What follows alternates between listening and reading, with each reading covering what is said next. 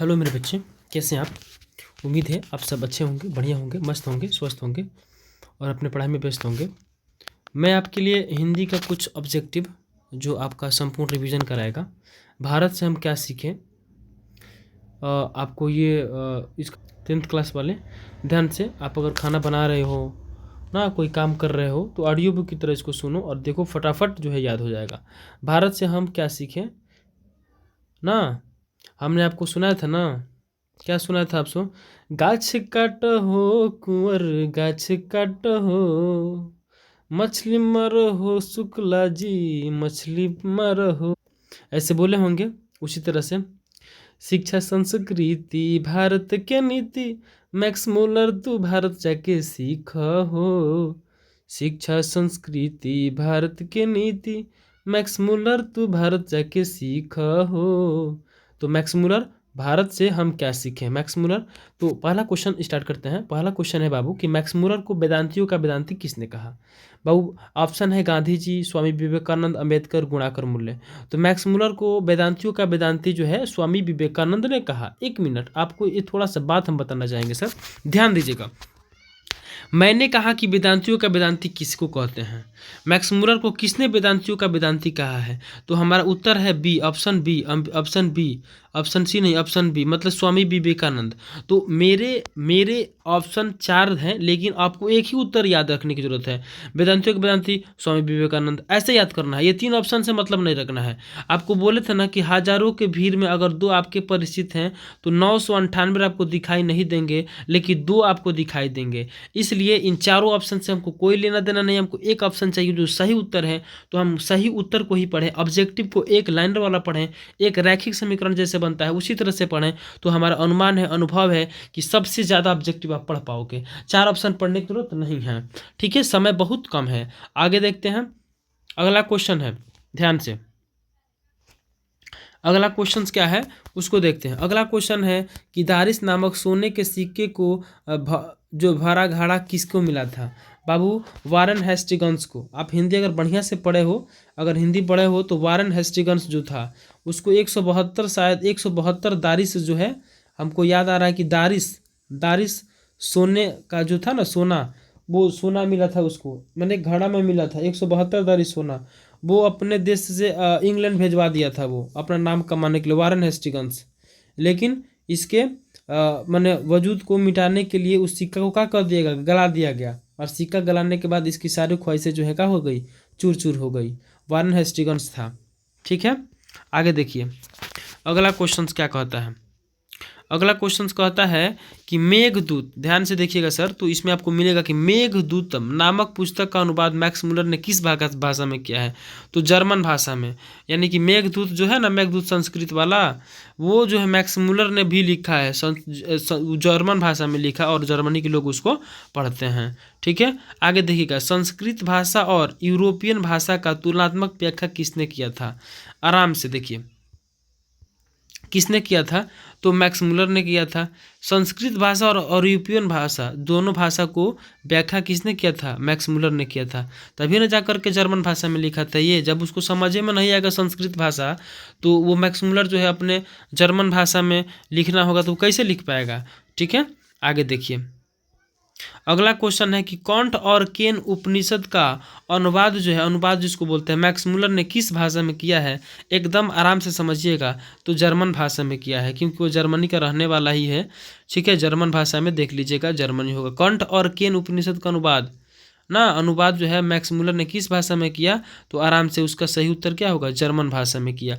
अगला क्वेश्चन ध्यान से पढ़ेंगे सर, कोई परेशानी कोई दिक्कत नहीं होनी चाहिए। लिप लिप लिपजिंग विश्वविद्यालय में मैक्स मूलर ने किस भाषा का अध्ययन किया था। बाबू तो संस्कृत का। जब संस्कृत का अध्ययन करेगा तभी ना जाकर जर्मन भाषा में लिखेगा। एकदम आराम से समझिएगा। भारत से हम क्या सीखे, 30 सब्जेक्टिव होंगे, इसको पढ़ना है। जो है लिपिंग है ना विश्वविद्यालय, यहाँ पर मैक्स मूलर ने किस भाषा में अध्ययन किया था, संस्कृत में। इस संस्कृत में नहीं करता तो आपका वो जो उधर पढ़ करके जो है, इधर आपको जो पढ़ करके ये नहीं बना पाता, ठीक ना। इसलिए मेघदूत जो है नहीं पढ़ पाता, मेघदूत संस्कृत में है, ठीक ना। आगे चलिए, एकदम आराम से पढ़िएगा सर, ये मेरे चेला द्वारा बनाया गया, ठीक है। चलो आगे देखो। अगला क्वेश्चन है मैक्स मुलर की मृत्यु कब हुई, एकदम आराम से। इसकी मृत्यु कब हुई है तो आपको एक ही बात याद रखना है, ये चारों ऑप्शन को पढ़ना ही नहीं है, बस एक 28 अक्टूबर 1900 इसको मिला लीजिएगा, ठीक है। पारसियों का धर्म क्या होता है तो ये जो जरथुस धर्म होता है वो लिख देगा, बौद्ध फौर्ड ये सब नहीं होगा, ठीक है। आगे चलते हैं। जनरल कनिंघम का संबंध किससे है, पुरातत्व से, एकदम सही उत्तर होगा इसका, पुरातत्व से है। जनरल कनिंघम का जो है संबंध जो है पुरातत्व से है, ठीक है। आगे चलिए, यही आगे 172 दारिसों में बोल रहा था। 172 दारिस नामक सोने से सिक्का कहाँ मिला था तो अपने ही दिल्ली में नहीं मिला था, नगरों में नहीं मिला था, एकदम आराम से देखिए, आराम से बनारस में मिला था, वेरी गुड, बनारस में मिला था। कहा था बाबू, बनारस में मिला था, एकदम आराम से एक ही उत्तर बनारस में। आगे के चलिए, महारानी विक्टोरिया ने नाइट की उपाधि किसको दी, एकदम जबरदस्त सवाल, मैक्स मुलर को नाइट की उपाधि किसने दिया था, कौन दिया था, महारानी विक्टोरिया ने नाइट की उपाधि प्रदान की थी, किसको प्रदान की थी, मैक्स मुलर को, किसको, मैक्स मुलर को, ठीक ना। इसमें का ये कोई नहीं होगा, मैक्स मुलर होगा। नालंदा विश्वविद्यालय कहाँ है, बहुत मोस्ट इंपॉर्टेंट क्वेश्चन जो आपको हमेशा याद रखने चाहिए, वो बिहार में है, ठीक है, नालंदा में, ठीक है। आगे चलिए, अगला है नृपवंश विद्या का संबंध किससे है, एकदम आराम से, किससे है तो मानव विज्ञान से है। चलिए आगे चलते हैं। दारिस क्या होता है, वही हो बाबू सोने का, जो सोने की जो प्राचीन कालीन जो सिक्का है ना उसको ही दारिस बोलते हैं, ठीक है। आगे चलिए, मैक्स मुलर का जन्म कब हुआ है, उसकी मृत्यु तो याद कर लिया, और मैक्स मुलर के जन्म को भी आप याद कर लीजिए आराम से, देखिए कब, 6 दिसंबर 1823, तो मार लीजिएगा इसका। ABC हम नहीं बोलना है बाबू, ABC हमको नहीं करना है, हमको सही उत्तर चाहिए, ठीक है। 6 दिसंबर है ना, तो 6 दिसंबर, ABCD हमको मतलब नहीं है, ABCD हमको मतलब नहीं है, बस हमको सही उत्तर चाहिए। सही उत्तर क्या होगा, 6 दिसंबर 1823। आगे देखो, प्लेटो का संबंध किस देश से, एकदम मस्ट क्वेश्चन, देखिए यूनान से है, ठीक है। ये जो प्लेटो है ना ये यूनान से संबंधित है। और भारत से हम क्या सीखे, रचनाकार कौन है, एकदम आराम से मारिए, क्या होगा रचनाकार, बोलो मैक्स मुलर, मार दो बी, मैक्स मुलर होगा। हमको BC से मतलब नहीं है, पहले बात बोल दे रहे बाबू, हमको BC से मतलब नहीं है, एकदम सटासट रिवीजन भी हो रहा है। हमको शाहनामा का रचनाकार कौन है तो 11वीं शताब्दी में हुआ था। रचनाकाल क्या होता है, शाहनामा का रचनाकाल क्या है तो वही 7वीं 8वीं शताब्दी है, तो 10वीं 11वीं, तो क्या मारिएगा 10वीं 11वीं मार लीजिएगा, ठीक है। हमको ABCD से मतलब नहीं, हमको इससे मतलब है, आप इसको मारते रहिएगा। आगे चलते हैं। देखिए, संस्कृत का अग्नि जो शब्द है लैटिन में किस रूप में मिलता है तो देखिएगा, ई इंगिस, इंगिस अंगिस, अंगिस इंगिस, ठीक ना, ये होगा आपका, अब बताओ सी, ठीक है। आराम से देखते चलिए, कोई दिक्कत कोई परेशानी नहीं। ये देखो हरकस थे, हरकस कैसे भी, कहाँ किससे संबंधित है, ऐसे क्वेश्चन भी आ सकता है ना, किससे संबंधित है तो देख लीजिए उसका उत्तर। सही उत्तर क्या होगा बोलिए, सही उत्तर क्या होगा, वनस्पति विज्ञान से। ये क्वेश्चन आपके नहीं होंगे लेकिन फिर भी आप देख सकते हैं। सर विलियम जोन ने भारत की यात्रा कब की थी, एकदम आराम से 83 में की है, तो इसको भी आप नोट कर लेंगे, कोई दिक्कत कोई परेशानी नहीं है, ठीक है। सर विलियम की यात्रा जो है कब हुई है, 1883 में, तो 83 मार दीजिए गड्डी। बिरसा मुंडा, खटाखट आंसर मारो, बिरसा मुंडा, बिरसा मुंडा, तो बिरसा मुंडा क्या है भाई, किस देश से हैं, भारत से हैं बिरसा मुंडा, आराम से, मंगोल के नहीं थे, भारत थे, चलो भारत के थे। आगे चलिए, आगे का क्वेश्चन है, भारत से हम क्या सीखे, पाठ में नए सिकंदर विशेषण ना, नए सिकंदर किसके लिए प्रयुक्त होता है बाबू, युवा अंग्रेज अधिकारियों के लिए, किसके लिए, युवा अंग्रेज अधिकारी के लिए। भारत से हम क्या सीखे, पाठ में नए सिकंदर शोषण किसके लिए होता है तो युवा अंग्रेज अधिकारियों के लिए, युवा अंग्रेज अधिकारियों के लिए। भारत कहाँ बसता है बाबू, किसके दिल में बसता है, किसके जान में बसता है बाबू, गांव में बसता है। भारतीय किसानों को ही भारत का आत्मा बोलते हैं। और भारत के जो किसान हैं, जो भगवान हैं, वो कहाँ मिलेंगे, खेत में मिलेंगे, रोड पर मिलेंगे अपने अपने काम करते हुए, ठीक है। गांव में मिलेंगे, जाइएगा ना खेत खलिहान में तो वहाँ मिलेंगे। भारत कहाँ बसता है तो भारत गांव में बसता है, दिल्ली के पास नहीं, मुंबई के पास नहीं, भारत गांव में बसता है, एकदम आप याद रखिएगा, ठीक है। मैक्स मुलर का जन्म कहाँ हुआ था, डेसाऊ जर्मनी में हुआ था, डेसाऊ ओकर गाँव होगा, डेसाऊ और जर्मनी ओकर देश है, ठीक है।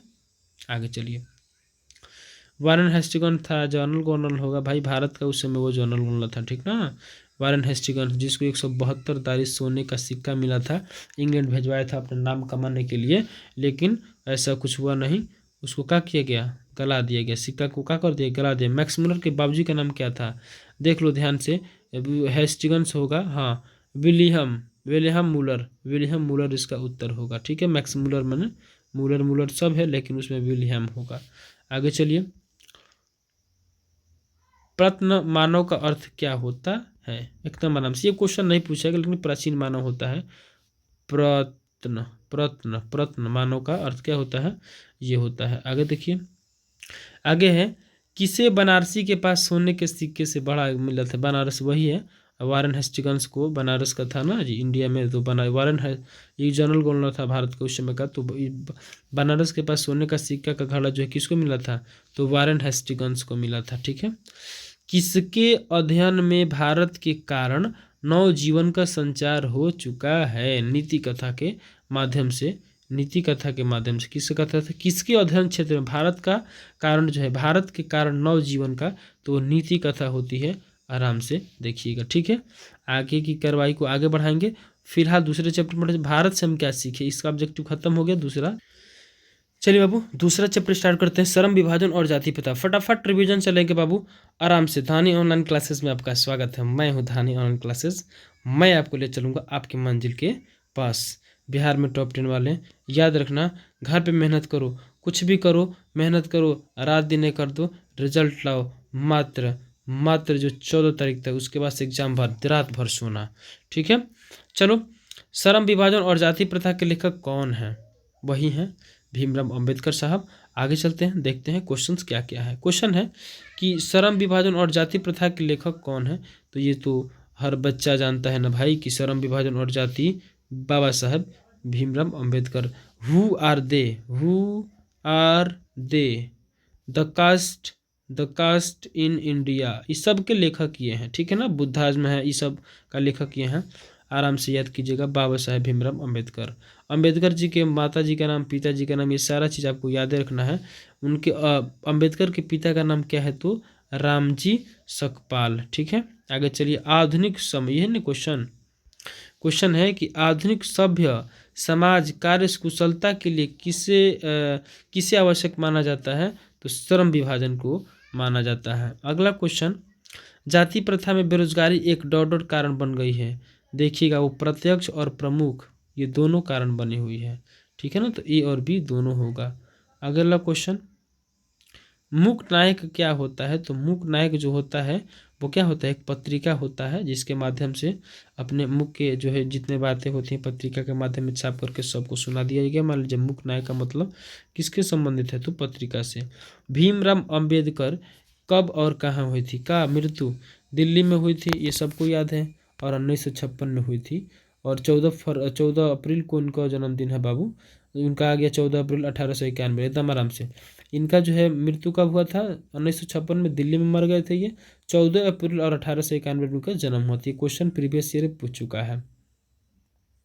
अंबेडकर की दृष्टि में भाईचारे का वास्तविक रूप कैसा होना चाहिए, दूध और पानी के मिश्रण की तरह होना चाहिए, कि अगर कोई कुछ कम बेस मतलब कुछ कम बेस उसमें गुण है तो उसको मिला करके उसके गुण को जैसे अगर दूध में पानी को मिला दीजिएगा ना, तो दूध क्या करता है, पानी के रंग को ना अपनी तरह बना देता है, वो कोई भेदभाव नहीं रखता है। तो यही बात करना होगा अम्बेडकर की दृष्टि से, यही भाईचारे का है कि दूध जो है ना उसमें पानी मिला दोगे तो खुद पानी हो जाएगा, लेकिन पानी को दूध बना के छोड़ता है। तो मित्रता ऐसी करो बाबू, ठीक है, विश्वास करते हो हम पे तो दूध और पानी की तरह, ठीक है, विश्वास हम पे करो दूध और पानी की तरह। जैसे दूध होता है ना, पानी को उसमें डाल दोगे ना तो भले वो अपना रूप बदलेगा लेकिन उसको दूधे बना के छोड़ता है, तो ऐसे ही हम आपको दूध बना के छोड़ने वाले हैं बस।